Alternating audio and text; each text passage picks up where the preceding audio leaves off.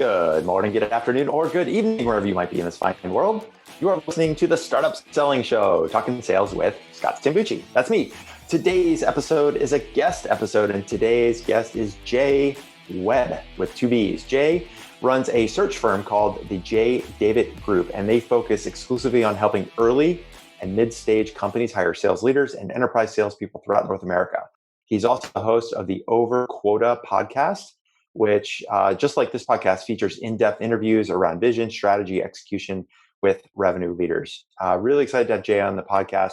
At the end of our conversation, which you'll be listening to in just a moment, I actually found Jay through Megan Mishiak, who does some coaching in our coaching program in Startup Selling. She was interviewed on his podcast. I saw her interview on her feed, listened to that episode. I'm like, I got to have Jay on the show here to talk about hiring, recruiting, and filling those sales and sales leadership and sales contributor roles at early stage startups. So just coming out of my conversation with Jay, I wrote down a few notes of the topics that you will want to listen to. And I think this is at roughly the order in which we talked about them, if I can read my own little chicken scratch. The first thing we talked about was the types of sales leaders that you're looking for based on the stage of your company. So if you're a seed stage company, you're just coming out of the gate with your first 10 customers, a couple $100,000 in revenue, the kind of sales leader you need at that stage or at a Series A round company is going to be different, needs to be different than the kind of person, the salesperson or sales leader that you're going to be hiring as a B or a C or D round company. And that person is going to be different than the skill set, the strategies, the systems that somebody at a very late stage startup, maybe pre-IPO, is going to need. So we talked through kind of that spectrum of different types of sales leaders that are going to be necessary for you to think about hiring based on the stage that you're at with your startup. Second thing we talked about was talking about how do you assess culture and culture fit, the importance of finding the right culture fit just as much as finding the right skill set. We talked about what I call crossover recruiting. So, for example, if you're a fintech startup and you want to recruit a VP of sales, do you have to hire somebody that has fintech experience or experience in your vertical? Or can you go cross over and find somebody that's maybe been a successful VP of sales in health tech or retail tech or some other vertical? So that was a big topic of discussion for a little while. We talked about the three things that the most effective sales leaders have as part of their arsenal. And so Jay dove into those three areas. And specifically, we talked about how to assess candidates and as you're recruiting and looking for and interviewing candidates for your sales roles and your sales leader roles, how to make sure to identify if that person you're recruiting in fact has those three traits. From there, we talked a little bit about whether or not it's more difficult right now as a hiring company or as a candidate to fill a job. Hint, spoiler alert, it's much more difficult to hire people than it is to get hired right now in this environment. And to that end, we talked about what hiring companies need to do in order to effectively recruit the candidates that they want to bring into the company. And then finally, we wrapped up talking about diversity. How do you find and create a diverse sales team, whether those are sales contributors, sales leaders, people of color, women in the tech sales force, and other diversity measures, and how things have changed or haven't changed since the social unrest going back to the summer of 2020. So lots of topics, very, very tactical stuff that I think you're really going to enjoy. So stoked to have Jay on the program. So do make sure you check out the jdavidgroup.com. It's the jdavidgroup.com. You can find Jay on LinkedIn. It's J D Webb with two B's, I believe.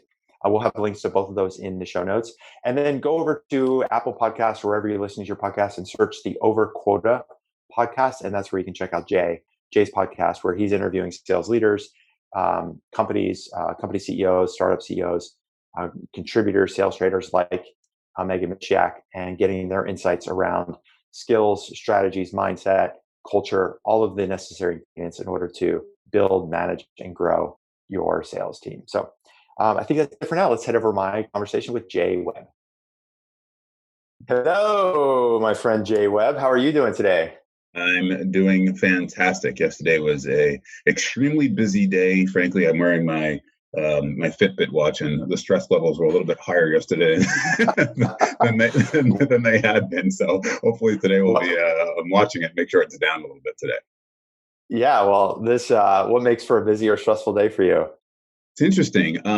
Looking at the data, right? Because I'm always looking at data as much as possible.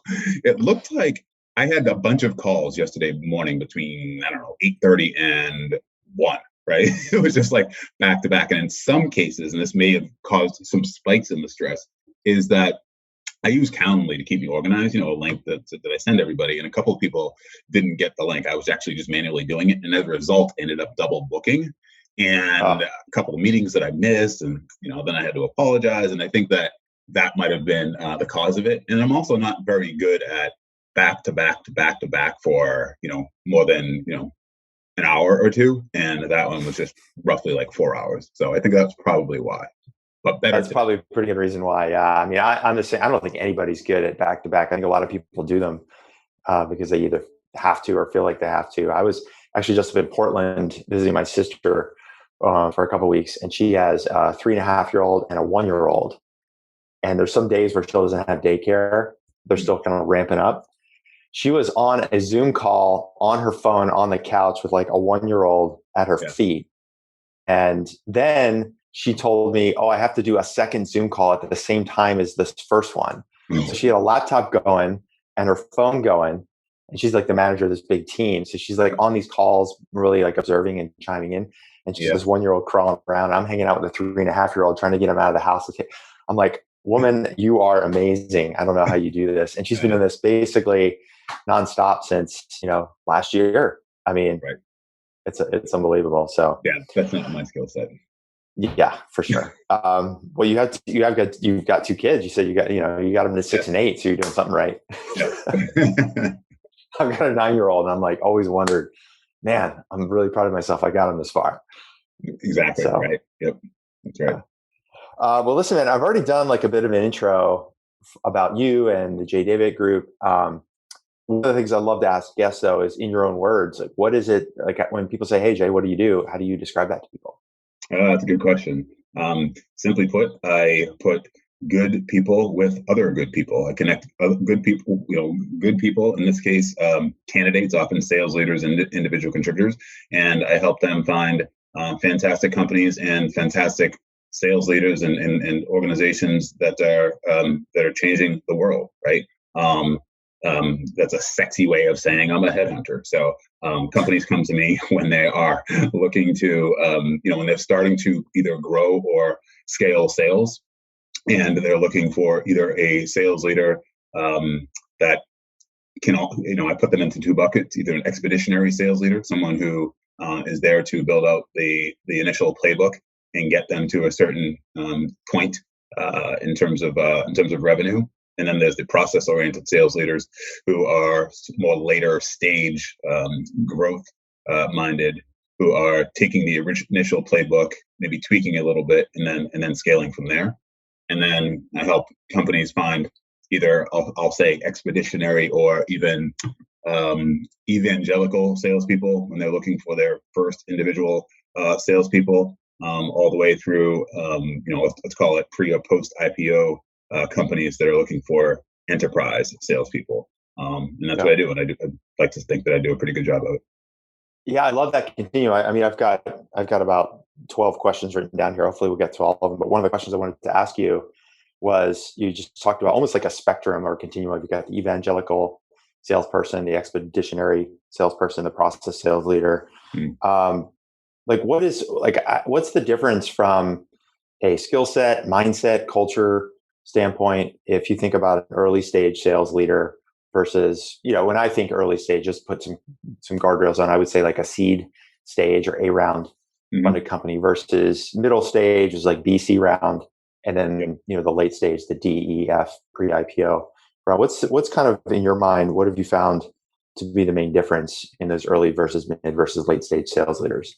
So when you look at the early stage sales leaders, especially let me just add some context to it. If you're a company that's Please. looking for an early stage sales leader, I think a lot of times people would make the mistake of saying that they need someone who's come from, who's a known entity, let's just say. And sometimes known entities might be coming from 800-pound gorillas, let's just say, right? Large corporate enterprise sales companies within a particular market or within a particular space, which to me is the wrong kind of thinking. So you mentioned culture a little bit. I think that's the most important thing that an executive team should be looking for when they're starting to look for a sales leader. When I say culture, what I mean by that is that the sales leader that they're looking for should come from a similar culture in terms of stage, right? We mentioned seed stage or Series A. If they're not coming from there, they've been there. They've seen that movie before. Because the culture at an early stage company is obviously going to be different from a culture at a later stage company, and certainly at a company that's an 800-pound gorilla, let's just say, in the marketplace. And the reason why that's important is because they need to have someone who is comfortable with rolling up their sleeves, not only comfortable with it, but they desire to do it. That it's part of their DNA, what gets them excited in the morning to go and do that. And they need to roll up their sleeves because it means that they're going to be the ones early on beyond founder-led sales, right? They're going to be the ones that are going to be reaching out to the prospective buyers to get an understanding of, should we be selling directly to the CMO, or maybe it should be to the COO, and here's why. And here's some of the messaging that needs to be put into place. And this is what's working and this is what's not working. And really having those conversations with their customers, and then doing that all the while documenting their progress and in the process, so that they can slowly build a playbook, and then start adding a sales team around them, so that they can start to get to the next level, really, the scale, and that might be the next round of funding or the next milestone that the company's looking to achieve. And then it also gets you to the point where now you're looking for that process-oriented sales leader. But I'll stop there if you have any follow-up questions based on what I just mentioned. Yeah, I mean, I think that's a good point. Like the evangelical person is just trying to get, depending on how early you're hiring a salesperson. I remember when I was at Blend, I was the first sales team hire. I was employee number 13. Now that company just IPO'd. And what I was doing, they basically had they didn't even have a product at the time. It was like, well, we built this platform. We got to figure out, we know we want to sell to mortgage companies or lenders or in the financial market, but we got to kind of figure out where that target market is. And my job was just to go out there and use my experience selling in the financial market, and then start to even get the problem product fit even before the product market fit. So it did. And that's something I did twice before, to your point. And I just was comfortable with it. I'm like, this is awesome, because I get to invent where this whole company is going to go. And it's a lot different later on. When I left, they brought in somebody who was very different than me, because that's what the company needed after a C round. So totally get what you're saying. Yeah, and often with that, just to go to the next level, which is the person who came in after you. Usually, it's hard to find, at least in my experience, it's hard to find the same person both in one, right? Oftentimes, you're either the expeditionary sales leader who can come in, break ground, create the early model, the early playbook, and then from a skill set and desire perspective, you get kind of bored and disinterested. You're like, okay, did this, built this, got this off the ground. What else is next, right? And then the person that's the process-oriented growth leader says, okay, I don't necessarily want to come in too early and figure too many things out, but I do want to have impact on the direction of this company and where things are going. And I want to take what my skill set is, which is looking at data, looking at the existing processes, use my network to hire the right people, coach them, execute on sales, manage pipeline, do all of those things that they're really strong at. Whereas, the expeditionary might get it from, say, 1 million to 10 or 20 million. And then the next level is, say, 20 million to 50 million and beyond, Yeah, that's interesting. Just reflecting back, my job was to get those first early customers and then start building an early sort of customer facing team. And we didn't, because we were very narrow in our focus, we didn't need a bunch of enterprise reps and SDRs. We needed actually people more that were thinking about the moments, like account managers or customer success managers. And that early team is what helped us succeed in those first implementations, because there was a lot of hands-on. We did a lot of pilots early on, paid pilots to get people in. And there was a point in our growth where our CEO, Nima, said, all right, going forward, no more pilots. we're selling the platform, or they can't buy. And that's like a transition in strategy. And after, running through that for a couple of years, then that next person who came in, there's part of that playbook that I built that I know that he trashed as well. He should have, right? Mm-hmm. He needed to hire more of a proper sales team versus just account managers. He needed to have more repeatability in the process versus like, okay, pilot here and pilot there. Right. So definitely built on top of what I built, but also knowing where to trim and trash parts of that playbook. And it was a different kind of person than me. That's right. Yep, absolutely. For sure. And you see it over and over again. Yeah. And I guess related to this, one of the questions that I do want to ask you when it comes to hiring and recruiting, this is a question we get a lot of times from our clients that are hiring like a first head of sales or a first VP of sales. So let's say a company's in fintech and they're working with somebody like you, or they're trying to recruit on their own. And they go, look, I found this, what I think is a really good candidate, but they don't have fintech experience. Like maybe they've been really successful in construction tech or healthcare, health tech or retail tech. What's your view on the ability of a sales leader to be able to almost like cross over into a new industry? Is it more important to have the playbook process, know how to be a sales manager, sales leader, or is it more important to have the domain expertise, or do you need both? And I'd love to get your perspectives. I know you see this every day. Yeah, no, for sure. It's the former. You need to hire someone who has management, good, strong management skills, leadership skills, really, right? They have the right vision, things that I always talk about on my podcast, which is vision, strategy, and execution. Because if they're able to, if they can take a vision that might, doesn't necessarily even have to come from them, but it's coming from the CEO, it's coming from the executive team, and saying, okay, like this is where we want to go.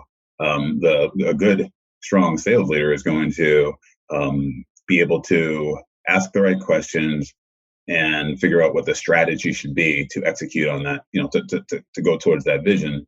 And then the execution comes into where, okay, what kind of technology do we need? What kind of sellers do we need? What's the right profile for those sellers? How are we going to get them onboarded? How are we going to get them coached and trained? How are we going to manage the entire sales process? What tools are we going to use? How are we going to go about recruiting the best salespeople, right? The right salespeople for this particular role. That's more important than domain expertise, because unless it's, let's say, if it's a specific niche, like let's say cybersecurity, and they are an expeditionary sales leader who's going to be going out and talking to customers early on or something like that, that's one thing, I think. But if you're looking for a leader where you already have sellers, let's just say, and it's not cybersecurity, in other words, there's so many industries that like you mentioned fintech as an example, but there's so many industries where even without that domain expertise and you are an expeditionary sales leader, as long as you have those good selling skills and you have the aptitude, frankly, to get learned in that industry really quickly, then certainly the domain expertise is not nearly as needed as the leadership experience that people look for. So, I mean, assuming that you hire somebody who's intelligent and desires to learn the industry, I feel like a good sales leader is going to be able to, absorb and really be like a sponge. Every conversation, you're going to learn something. And then, at least for me, every time I would, have a call with one prospect, I'd try to figure out, okay, what's something I learned, and then try to apply it in the next one. And you're just kind of like starting to put together the lattice in your brain, and pretty quickly it can happen. So that's because I do see like one of the failures, and I'm curious if you've seen this as well, where a founder might feel like, well, cybersecurity is one thing, but gosh, like we're health tech and we got to have somebody with health tech expertise. And they hire somebody who maybe doesn't have the leadership skills, but maybe has been a very successful salesperson and has that Rolodex. And like, well, I'll kind of like get them to be trained up and be the head of sales. And that person just is never able to step up. And then you end up losing a year or more off of your growth path. Yeah, for sure. I think that's short-sighted to, look for someone who has that domain expertise and knowledge of that particular industry. Because when I say short-sighted, I don't mean that, as a put down necessarily. I mean, in other words, it's literally short-sighted because they're thinking we need to close the sales this month or this quarter, but they're not necessarily thinking about what it's going to look like a year from now, what your sales organization is going to look like 2 years from now, based on your projections of wherever it is that you want to be, right? In a certain in the long term, right? And so I think that it's better to hire someone who understands that and thinks that way, from a management and leadership perspective, as opposed to just a transactional sales way, if you will. Or Got it.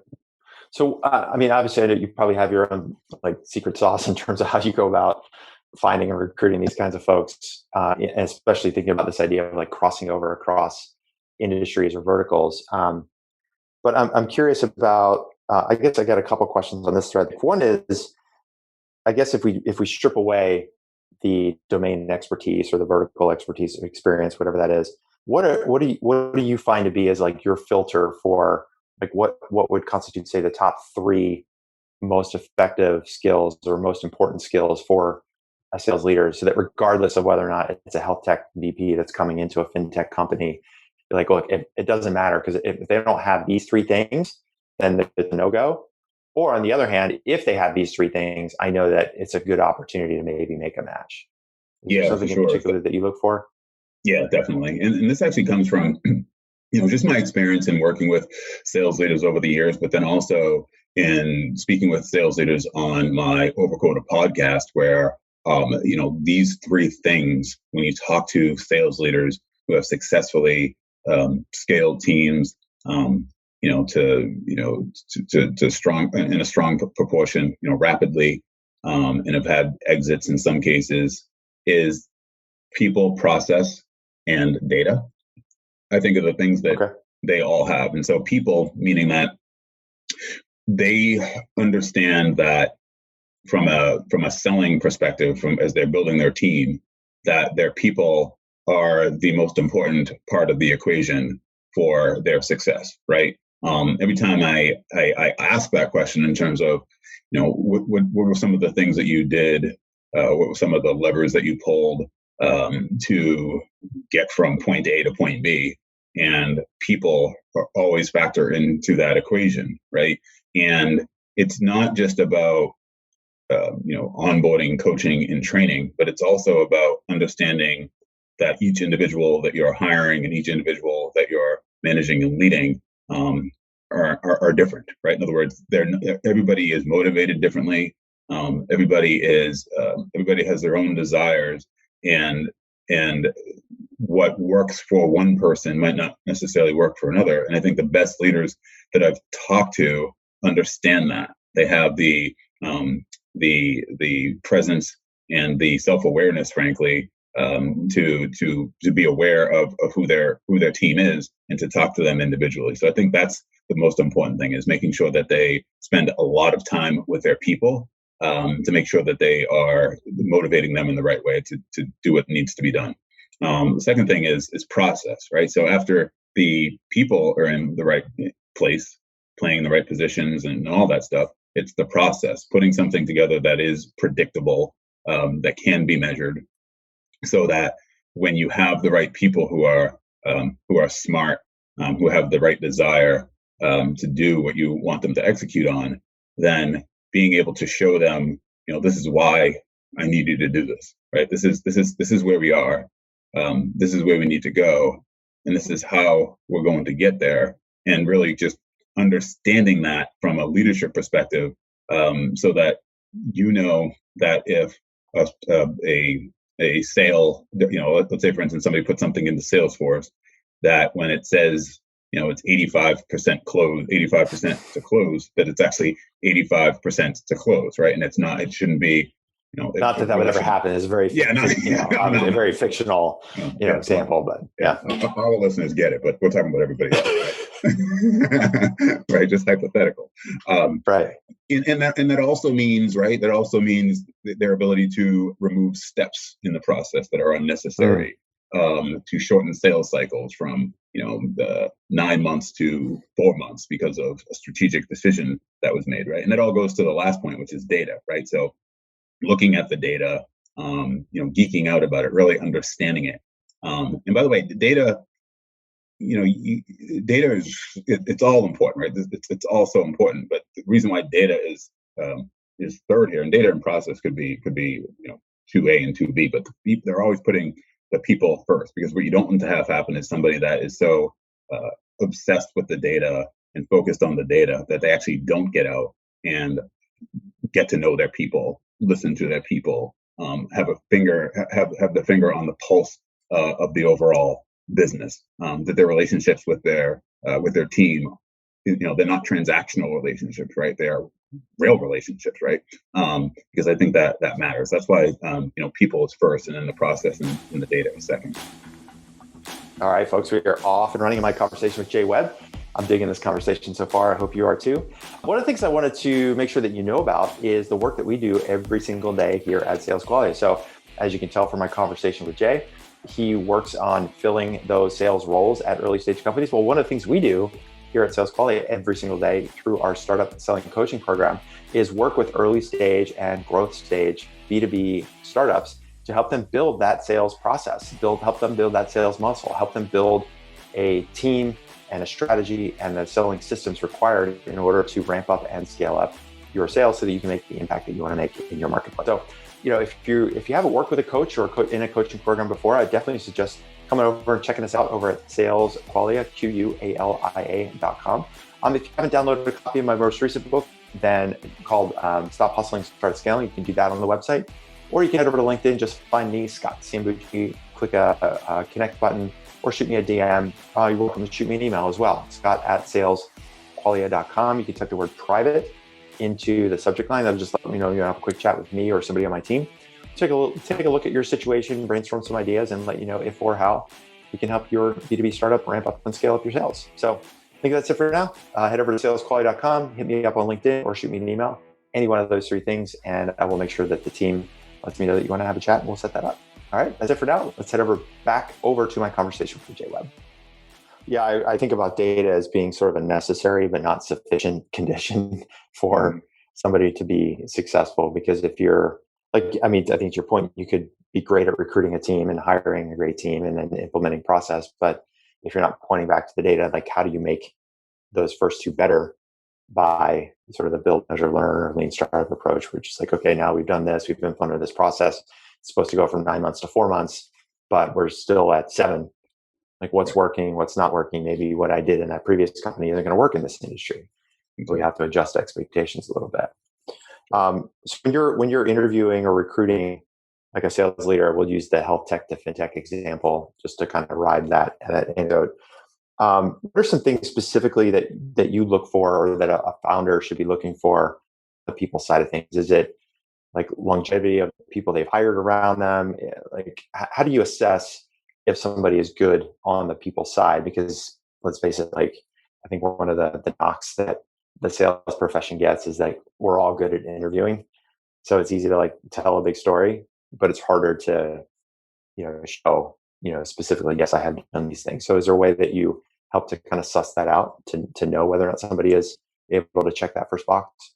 Well, I think the first thing is, and this is something that frankly, again, I learned on just asking people on my podcast, because I didn't, go and seek, okay, are you good with people? That's not the question, right? It's the question was always actually, especially early on, the questions have been, and even when I'm interviewing people just off the podcast and talking to them about their own success in their own teams, it's, if you have a pie chart and you were to break it down in terms of what are the drivers to success of your team as a leader over such and such period of time, what would be on that pie chart, right? And oftentimes the good people, the people will certainly say people, right?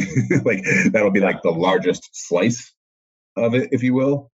And sometimes I'll say okay, people are process, Belichick or Brady, which one are you, which one do you want? Somebody that's you can. Is Belichick the reason why the Patriots have dominated so long, or is it because Tom Brady's existence, right? And so, if in that world, it would be Bill Belichick saying it's Tom Brady, right? And all the other people that helped me and helped this organization get to where it needs to be. So that's one thing, which is just a pretty direct conversation. I think another thing too, frankly, is I know as a as a headhunter, as I'm searching for people on LinkedIn, and I'm looking for guests on my podcast. I'm looking for people who are social, right? People who, when I have a guest on my podcast, and you can see the adulation, right? You can see the love. You can see people who haven't connected with them in years. That's an indicator right there, frankly, right? If you want to get real in terms of the social selling, and I don't know what sales 3.0 or 4.0 are on, or whatever it is, it's having that social influence is a pretty good indicator. Not to say, by the way, that the contrary is necessarily true too as well, right? I mean, I'm working with sales leaders right now who are, certainly not social sellers, right? And maybe even a little bit more introverted, but that do a really good job with their teams as well. But I think as you are looking for people and interviewing people, that's one of those things I think during the search that you're looking for is, how connected are they to a particular community of people? How helpful are they when you're looking at their LinkedIn posts, and when you're looking at what they're sharing? Is it about promoting other people and bigging them up, as we would say, or is it something more self-promoting, I guess, if you will, right? So those are just those are indicators that just can come up. Maybe not while you're sitting there talking to someone, but I think when you're sitting there talking to somebody and evaluating them, without even asking you the direct questions, you can hear it in their perspective, as far as whether or not they think it's them, or whether or not they really put an emphasis on the team. Yeah, I love that sort of signaling effect of just looking at their LinkedIn feed. Are they going out and promoting other people's posts, commenting on other people, even people that might be competitive in some way to them, and saying, "Hey, this is a really great post by so and so. I wanted to share it." Versus somebody like you said, it's like, "Well, here's my post on this, or here's how I think about that." And even I would think, now that you mention it, like if I think about a conversation, and now with Zoom and all these transcription services, you could go back and even do some analysis of the conversation. How many times are they talking about I did this versus we did that, or the team, and do almost like a word count, a word chart, those word clouds, right. And just see like how many times is it I versus we, and that in itself could be an indicator. Because what the other thing that's challenging is that as the company starts to grow, if that sales VP might be good in the short run to boost sales and get deals over the line that have been sitting in the pipeline and collecting dust, and all of a sudden it looks like, wow, we hired the sales VP from 1 million to 3 million, or 3 million to 10. Then you realize, well, on the back end, they're not really helping the other reps. They're getting too involved with deals. They're not documenting process. They have this like hero mentality, like I'm going to push this company forward, which might look good in the short run, but over the longer run, now you have a bunch of unhappy reps that want to leave because they're not getting the support that they want. Yeah, that's such a good point. I talk to sales leaders just offline, and they empower their managers to make the decisions, right? Hiring, as an example, it's not my call, it's Erica's, something like that, and because that's important, that again, that's a sign of someone who's leading, right? Yeah, love that. Well, in talking about, if you kind of continue on this thread, one of the questions I wanted to ask you, because you're in the middle of the market, right now, when it comes to hiring, is it harder, more difficult for hiring companies to find great talent, or is it harder for great talent to find the next great company? Who's it more difficult for right now? Definitely more difficult for the companies. When you're a great talent, you have many options, right? And you can hear that exasperation in my voice because the ones the people that are the strongest, when you get them to, poke their heads up and look around and see what's going on. Once they poke their heads up, then it's like, okay, cool. Well, yeah, this is good, but let me see what else is out there. And so, they have the option of staying where they are because they're doing really well, right? Good sellers always have money on the street, as it were. And so they're waiting for their next, commission check to come in on top of whatever it is that their salary is. So it's always going to be that carrot that's out there. People that have good pipelines and are closing business regularly. And of course, because they're strong, they are sought after by multiple companies once they are out there. And so it's it's difficult from a hiring perspective, from a search perspective, because and by the way, timing, the time of year matters as well, right? Here we are in the summertime. In the summertime, there are a lot of vacations. In the summer, and whereas in July we are in Q2, right? And Q2. Well, going and finishing up Q2, going into if you're going calendar year, going into Q3, and so everybody that is doing well is doing well, right? And they want to try to finish out the quarter, finish out the year, and those types of things. So from a hiring perspective, it's certainly more difficult, and that just means getting more aggressive, frankly, with outreach, getting more creative with how you go out and source and find candidates, and coming to people like me. Is there a tipping point in the calendar year where it's almost like, if I didn't get a recruiting process going by X month, it's going to be tough because of that money on the street, because of the future earnings, and I just got to basically wait until next year? I mean, I'm sure that's not always the case, but I always wonder about that, because I've been in that situation where I'm like, at this point, why am I going to leave? Because if I leave now, I could be walking away from another $50K in bonus checks. Yep. So is there a tipping point in the year that you find? Yeah, well, so the reality is that no matter what time of year, good salespeople are always going to be waiting for the next commission check, for sure. If they're in accelerators, of course, that can be really difficult towards the end of the year. Again, if they're on meaning that as they grow the business, they get bonuses on top of the bonuses, or kickers, sometimes they're called. They're at, right. They're at 10% normally. Now they're at 15%, let's just say, of revenue that they're closing, right? And so now that they've hit their accelerators in July, they're certainly not going to leave, knowing that they're there, right? Like, I don't know, that'd be crazy in a lot of cases, unless the next company is compelling enough, right? Which has happened and certainly can happen. But to answer your question directly, Q4 and Q1 are for me. And often for my clients, the busiest time of year, because Q4, to your point, companies want to make sure that by the end of Q4, they've got their people ramped up and ready to go for that following year, right? And so they can hit their numbers for sure. So they want to start doing that.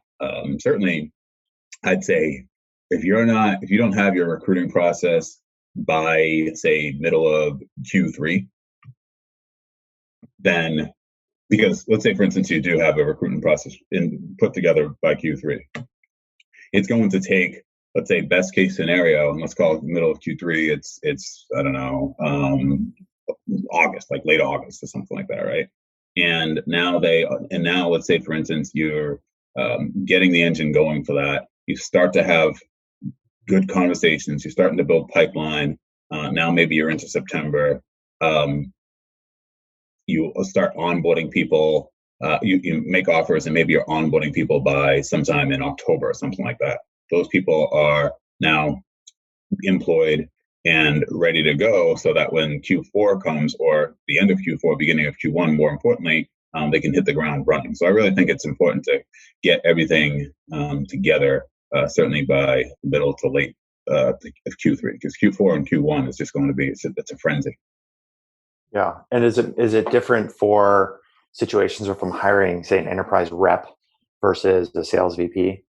Because my experience has been the sales VP hires can take 6 months sometimes. I don't know, but you're in the middle of every day. Is there, because that timeline, like August to October, feels fast to me, but if you have the right match, then it could go that quickly, or somebody's working with somebody like you that has access to both sides of the market, then it does grease the skids. That's the thing. You have to. It depends on your ability to fill the top of the funnel. Is really what it comes down to, right? Like, so for instance, So let's just put it this way. At the end, so Q4 of last year, actually I did it. Frankly, Q4 of 2019, it was literally like both times. It was like December or something like that, and then in December of 2020, I had a CRO search. I had a VP of sales search, CRO search in like Virginia somewhere, and VP of sales search in San Francisco. I got those wrapped up in probably about 6 weeks. Wow.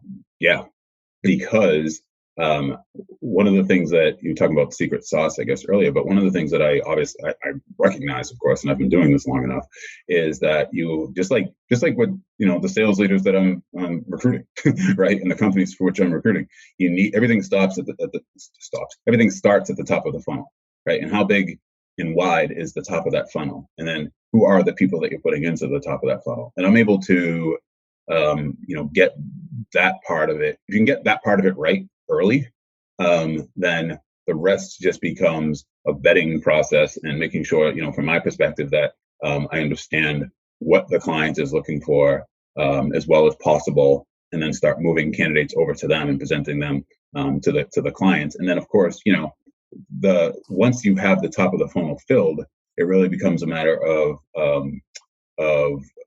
calendars and level of commitment from the people that are going to be the candidates, and whether or not they want to move forward, and those types of things. Now, those are not typical, if you will, right? In other words, for the most part, to your point, they can take months in some cases. And frankly, enterprise sales roles can take months to fill too as well, depending on how specific they are, right? Like I'm working with a client right now that wants someone within a particular region of the country that can only come from cybersecurity vendors, not resellers, but vendors, and not even companies that also sell security, but only sell security, right? And they and they need to have a specific set of skills, and that one's taking a long time because it's a smaller market. And of course, as I was just alluding to earlier, the people that are doing really well aren't anxious to leave because they're doing really well. And so that's always a challenge, Now, there are always less VP and CRO roles than there are individual contributor roles. So one of the advantages you have if you're a company looking to hire a vice president of sales is exactly that, right? In other words, it's not like there's, it's not like there's a 1-to-1 ratio, if you will, of positions for every VP of sales. So if you are looking for a VP of sales, VPs of sales know that good VPs of sales jobs don't come up as often as individual contributor roles, right? So if you're doing a good job of sourcing and filling the top of the funnel with those good people, I think candidly that's why we were able to find those people towards the end of the year that quickly. And it's a lot of negotiation that goes on at that top too, in terms of equity and overall compensation, all that stuff that can get really, really interesting to say the least. Yeah, I mean, I would imagine depending on how quickly they want to hire, how much the gravitational pull, how strong the gravitational pull is of that current position versus your position, I would imagine that's where, okay, we got to add a quarter point or a half point to the equity piece, or we've got to, throw in a signing bonus or some other, serious kind of commitment, financial commitment, right? Yep. Right. So what are a couple of traits that if I am a hiring company and I'm trying to say, let's use the VP of sales position, I want to find this top flight talent, but knowing that the top salespeople or the top leaders have money on the street, they may not necessarily be looking, they could be in a good spot. What are some ways, or what are some reasons that a top sales VP, what would cause that person to poke their head, up and kind of look around a little bit, or be willing to take a call from somebody like you? Well, oftentimes it does. There's typically something that needs to happen internally with their current company, that although things are going well, there was a material change somehow in the organization. Maybe a change in CEO, right?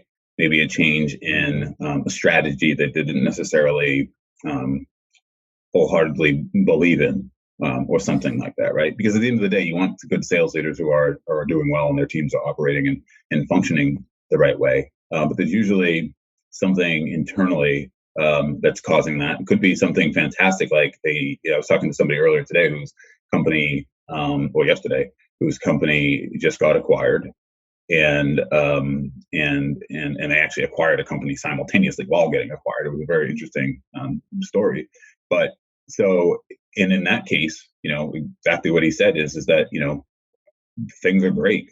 But things can also may not be great, right? And in Yeah. several months from now, I just don't know. So that's one part of the equation, right? There's usually some reason, right? Even if I talk to people all the time, and say, "Oh no, I wasn't, I wasn't looking, but I figured I'd take this call," right? And I say, "Okay, well, let's just take that a step further and say, okay, well, you did take this call, right?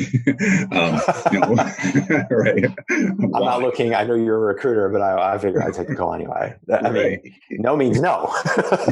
Yes right. means yes.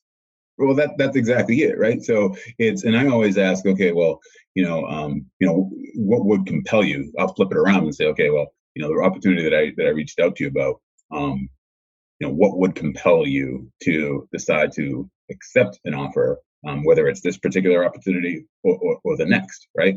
And then they tell me, and then I'll back into that and say, well, which one of those things is missing currently? Like anything, right? And usually there's something. That's right? ninja. I love that. Right. Usually there's something missing somewhere, right? In some cases, it's all of them, right? Usually I'll say like they'll give me three things that they're looking for. And then I'll say, is it safe to assume that some of those things are missing in your current? And they'll say, yeah. Well, then they'll go into it, right? So, and again, things could certainly be going well overall, but there are certain things that could be better. So that's part one, right? The other part is I try to work with companies that have an exciting value proposition, candidly, right? That are doing something sexy, that have good vanity numbers, if you will, even if they are seed stage, right? There's something there that you can find, or they have a competitive advantage somehow in the marketplace. They're doing something that hasn't been done yet, or can't be done as well. Like, so from my perspective as a headhunter, I don't necessarily want to be picking up clients that are sort of me too, if you will, right? Because then the message becomes, hey, Scott, I know you're doing really well over there, but with your job, right? You want another job that you don't really know much about, and basically we're doing the same thing. And I don't really have anything differentiating to say about it, but you want to try it, like, you know what I mean? It just doesn't work that way. And oftentimes, for sure. Yeah, and then what do you get? You end up getting the people that are the candidates for that, or the people that maybe aren't the strongest people. You see what I'm saying? Yeah. You want people. So that's what I said at the top. And he said, "What do you do?" I place really good people with really good people. I place really good people, world-class salespeople with world-class companies. That's what I try to do. It makes my job easier, selfishly, of course, right? I don't want to. Sure. It makes me look really good if I have a really good client, right? I mean, it just does, because they have a sexy product that everybody would be interested in pursuing or leading the organization. And so if I can just find those really good people that are open, and maybe there's one or two things at their company that they're not necessarily all that thrilled about, or something that's changing, then the rest takes care of itself.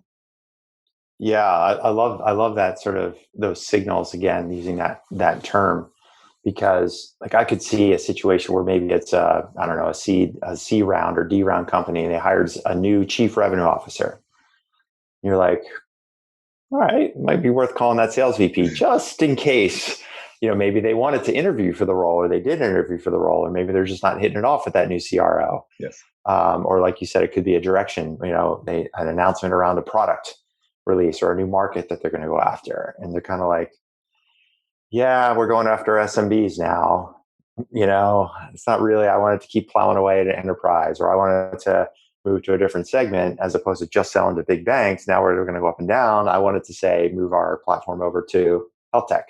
That's right. Like, oh, interesting. Yes. So, that's really helpful to sort of think about that. Dude, making so much progress on this. So this is something that I saw you did a rant on a little bit ago. It's kind of like a mini rant. You're talking about follow-up emails. Yes. And you were saying like your candidate should send the follow-up emails. And in context of the market, think about the supply and demand, like we just talked about, it's harder for hiring companies than it is for candidates. And I've felt this myself, where we recently did some hiring and there's a couple of candidates and I'm like, why didn't I get the thank you email? Like, I really love this candidate. And I almost like wanted to disqualify them just because of that. But then I'm also like, well, this is like a really good candidate. And then like, maybe they just not groomed to think that way anymore. And then I was thinking like, well, shoot, if it's that hard to find good people, maybe I'm the one that should be sending the thank you note to the candidates because I'm the one that's doing the recruiting.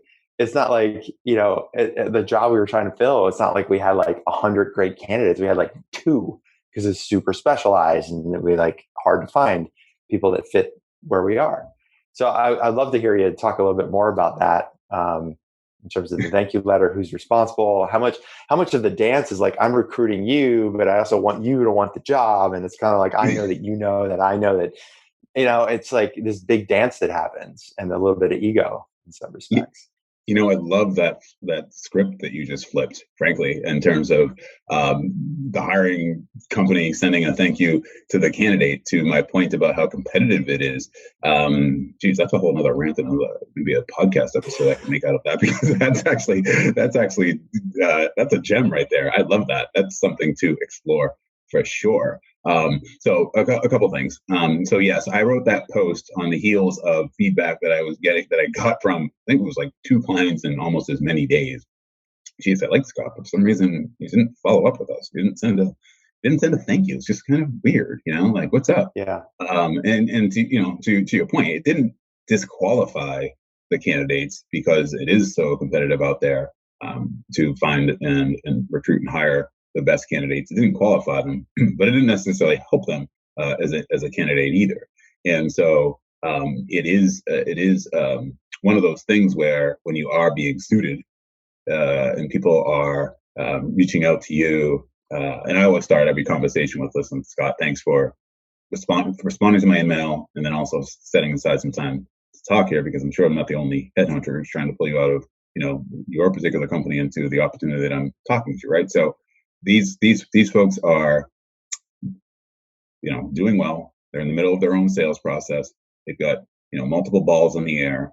And now they're talking to 3 or 4 people like me, talking to maybe even more companies that they found on their own.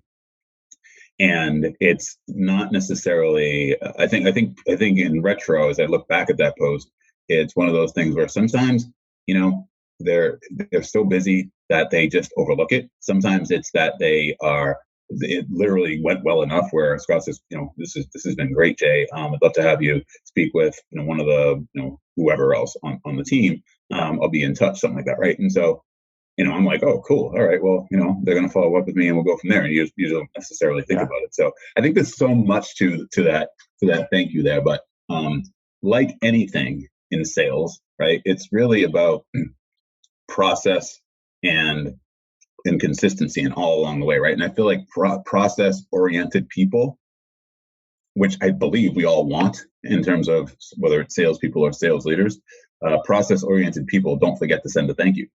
It's just part of their process, right? If it's part of your sales process, it's likely part of your interview process as well, where you just sit down and these are the things that I'm going to do, and I'm going to do it. I'm reminding people all the time. Just as a headhunter, I don't take anything for granted, where I'm following up with a candidate and I'm saying, make sure that you follow up with Scott, make sure you follow up with the client, right? But I can't get this out of my mind. I do love the fact that, the hiring manager should send a thank you and say, hey, I've really appreciated your time today. I understand that, I'm probably not the only hiring manager you're talking to, and that you're talking to others, and, and candidates want to be wanted. One of my clients, I'll give them a shout out. The name is Allego, and they actually sponsor my podcast as well, but they are big on that experience during that interview process, where somebody that they hired through me couldn't believe how well he was treated during the interview process, and really felt like that they really valued him, right, as a candidate, right, valued him as a candidate and a potential employee, and weren't coy and really showed that they really wanted him. And I think that was I know that was one of the reasons why, because he had other options just like other people, and I think he ended up even taking less money for it. But that was one of the reasons why, and frankly, why the glass doors are so strong. And I told him, listen, don't tell me, tell glass door, right? we want, so yeah, those are the things I think candidate experience. I think especially where it's so competitive matters. Yeah, and I think a good model for founders is just like I think a lot of times we think about sales as this sort of like separate part of the business. But I remember when again, using my experience at Blend, when we were really ramping up engineers, we'd have engineers coming in and interviewing.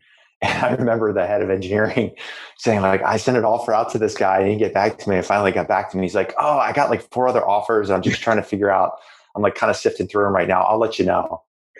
And he was like, all right, I guess this is where we are right now.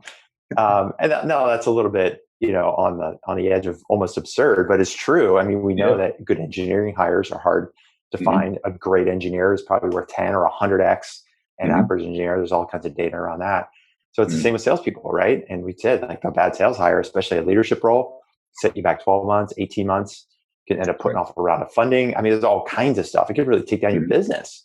Well, think about think about what you're asking the sales leader to do, right? Strategy, execution, right? Now all of a sudden that doesn't, the sales leader either leaves or gets fired or something like that. And now all of a sudden you got to find another sales leader to implement another strategy and execute a different way. And what does that do to your team? So yeah, you're right. There's exponential, factors and negative results as a result of that, consequences as a result of that. Yeah. Well, I've got a bunch more questions, but there's one I get just the last couple minutes, and I almost wish I would have asked this sooner. I'm sorry I didn't, but as you're going out there recruiting, we're just talking about candidates and companies. I'd love to talk a little bit about diversity and the diversity in hiring, the diversity in recruiting. Like, what are you seeing out there? Again, like you're in the field every day. There's so much of the social unrest from a year ago.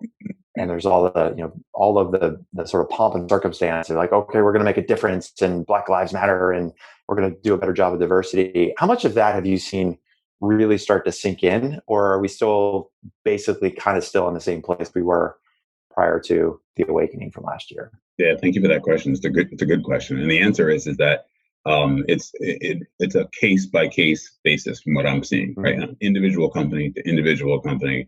They're either leaders are either putting the money where their mouths are in terms of really focusing on, finding and hiring people from underrepresented communities, or they're not.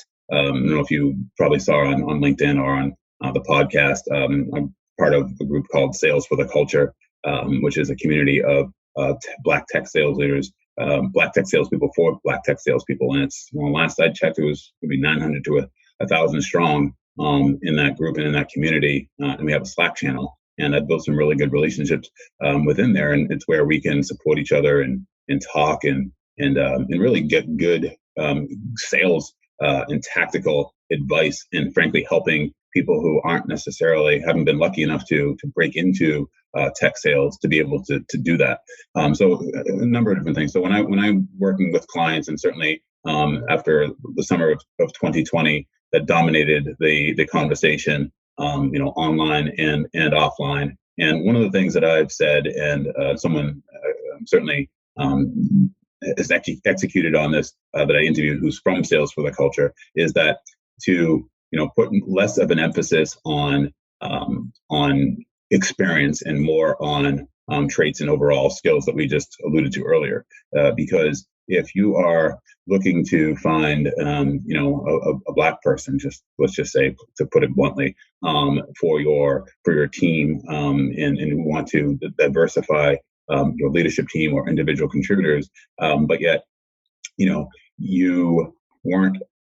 there was no on-ramp to get them into your organization, or any software for that matter, software sales for that matter, whether it be BDR, customer success, whatever, earlier in their career, it's going to be less likely that you're going to find someone with the kind of experience that you're looking for now. Jay, we need people of color. We want to diversify our team. We want people from underrepresented communities, but they've been underrepresented for so long that you're asking me now to find someone who's been selling for the last 10 years to fintech companies or cybersecurity companies, or who has been leading those teams, and you're looking for diversity. The reality is that you're not really looking for diversity, because diversity isn't necessarily about color. It's about experiences. It's about different thoughts. It's about different perspectives, and you can find that in a lot of different places.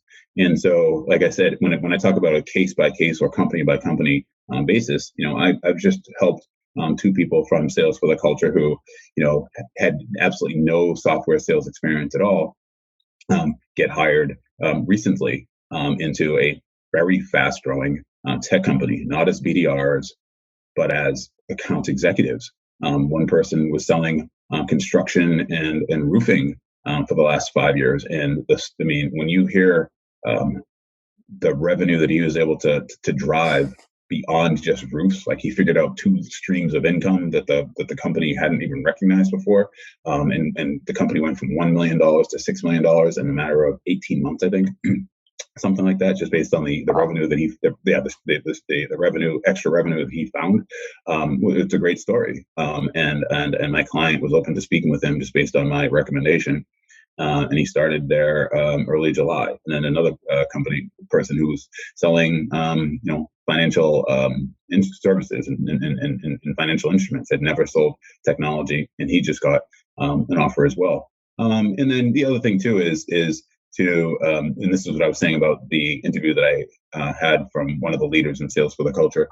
Soon 8 days, I think, after he got into his leadership role, the first thing he did was remove the need for a 4-year degree, right? Because there alone is structural in a way where if you're coming from an underrepresented community and you lack the funds to, frankly, do SAT prep, or even enough funds to even apply to enough colleges, even one college maybe that you just don't even have the money for.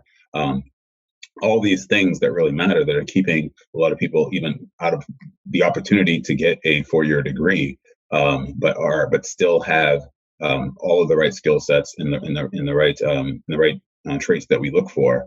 Then you're just missing out. And so if you're able to, as sales leaders in companies, if you're able to look more broadly and say, I don't necessarily need to find people from these schools or from these 5 companies or whatever, you start thinking differently, then you'll find some really, really strong people. I really like that word structural. I mean, I've talked about, there's a lot of commentary right now about structural racism, and especially in the tech world. Mm-hmm. And like something as seemingly innocuous as, well, you got to have a 4-year degree to work here. What you just described is the waterfall effect. It's like, well, that person of color may not have gotten the 4-year degree because they couldn't get into college. They couldn't afford college. They went to an inner city high school where they frankly probably didn't learn very much because it was in the inner city. Mm-hmm. They came from homes where they're in high school and they may have had to have 2 jobs to help mom or dad pay the bills. I mean, there's just like this entire waterfall that was created from the time that person was born into that situation. And you go, well, you got to have a 4-year degree. Now that person who might have been excited about the job, they're like, well, all I got is this 2-year degree that took me 4 years to get because I was working 2 part-time jobs and I was a mom meanwhile, and I can't apply to that job. So you're actually repelling people by something as innocuous as that without even realizing it. So that's right. I really appreciate that observation. Absolutely. Yeah, I have. There's another, just one point to button that up is, I was speaking to someone, earlier this year, again, another one of my podcast guests, and somebody that I met in Sales for the Culture who, doesn't have his degree and is absolutely one of the best salespeople I know for a software company, right? For a tech company, and is crushing it, absolutely crushing it. One of my directors of sales that I just placed, is a woman who worked at McDonald's for 14 years and learned a lot about business and process and operation and all that stuff, and never got a degree, right? And so what do you do? Now, yeah. I mean, she's absolutely crushing it, and she's been crushing it for many, many years, right? So it's if those two were not given the opportunities that they were given, what does that say, right? And would their employers be worse off? And the answer is yes, for sure. Yeah, I love that signal of worked at McDonald's for 14 years. Somebody might look at that and go like, wow, they worked at McDonald's for 14 years. That's like you said, a fabulous way to learn about business, process, roles, responsibilities. So looking at somebody who was, maybe a Starbucks barista for a couple of years, same thing. Like you're in that, frankly, it's a machine, right? Mm-hmm. And if you can operate well in that machine, maybe that person's really good at fitting themselves in. Or people that are military, and they come back from the military and they understand roles and responsibilities and accountability. They've had bullets whizzing by their head. So like picking up the phone to do some cold calls, not that big a deal. Right. On the balance, it's not a big deal. That's right.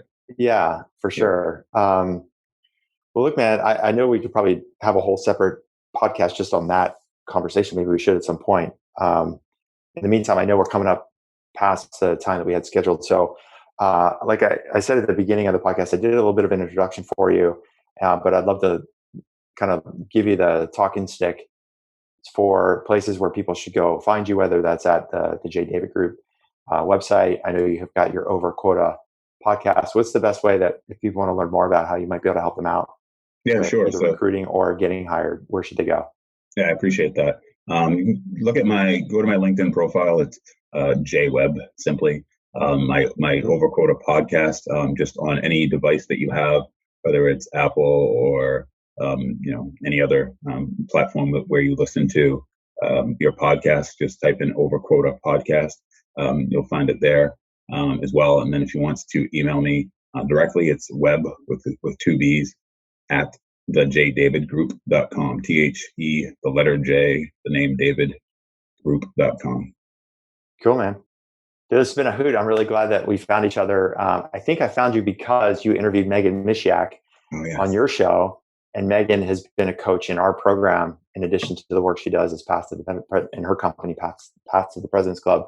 So she's been coaching and training in our Start Selling coaching program for about a year or so. And so I saw that she was on your podcast, and then I found your podcast. I'm like, I got to talk to this guy. So shout out to Megan. I love how the interwebs worked in that case. So that's right. Really good to have you on the show. Thanks so much for bringing the heat. Definitely listen to everybody listening. Definitely check out Jay on LinkedIn. Send him an email, even if you just want to have a quick chat to even know if it's time to hire. Maybe you're not even sure if now is the right time to hire. I'm sure he can give you some great advice. And if you are looking to hire, I'm sure you can find you a great candidate or three. So, good. All right. Thanks so much for your time, Jay. We'll talk soon. Thank you. See ya. Bye, everyone. And that is a wrap. Man, I enjoyed that conversation. Not just for the knowledge and the conversation I just had with Jay. Is like I had a bunch of questions written on my iPad. I wanted to hammer through. We covered almost everything that I hoped to get through in the time that we had. So I hope you enjoyed that conversation as much as I did.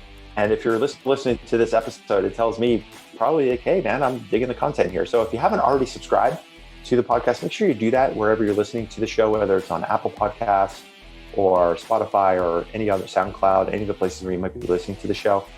Secondly, please leave us a review.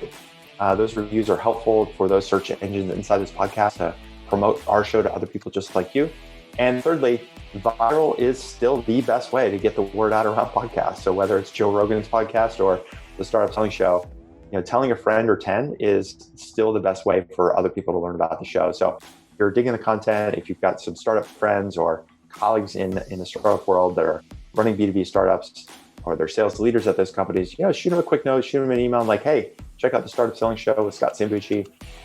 Listen to an episode or two. I think you'll really like it. That'll help us to get this word out, this content out to even more people. Every single week, every single episode, we're seeing the listenership go up, we're seeing the numbers go up, the downloads go up, and nothing jazzes us more than to know people are digging the content, they're learning from us, and we're helping them grow, even if we're not there having that direct conversation with you. So, all right, I think that's a wrap for now. Thanks so much for listening to the Startup Selling Show, Talking Sales with Scott Sambucci, and we'll do it again soon. All right, see ya.